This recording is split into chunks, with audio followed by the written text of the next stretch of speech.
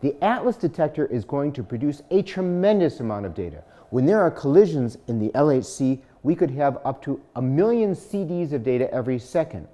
How do we filter that down to just the data that we really want?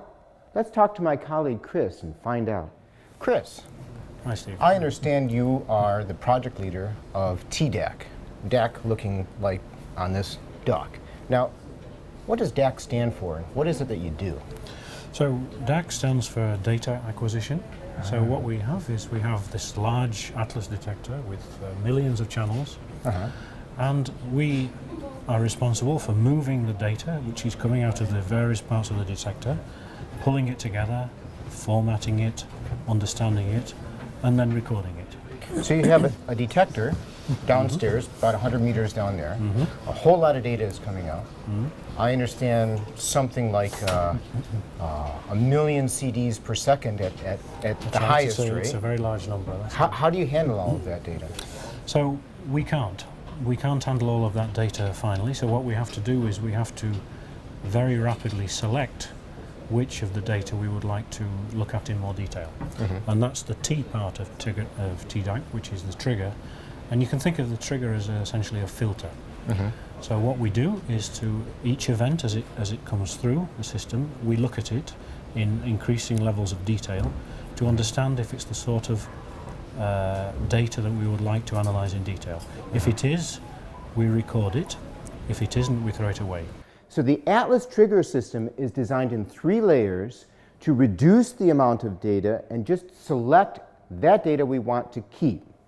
This is important because the vast amount of data that's going to be seen by the experiment actually comes from physics we've already measured in the past.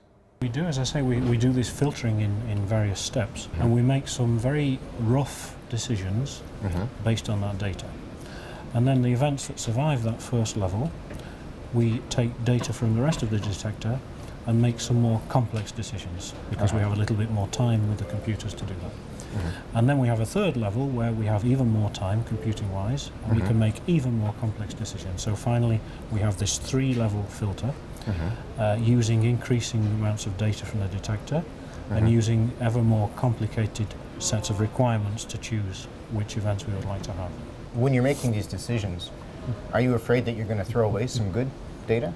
Yes, we're always afraid of throwing away important data, and so a lot of what we do now is verification of the software, looking at the way the trigger system, the filtering system has worked, and trying to convince ourselves that we're really selecting the data that we really want to select. Coming up soon, when we go to higher energy, what can we expect to see? What has to change with the data acquisition in the trigger?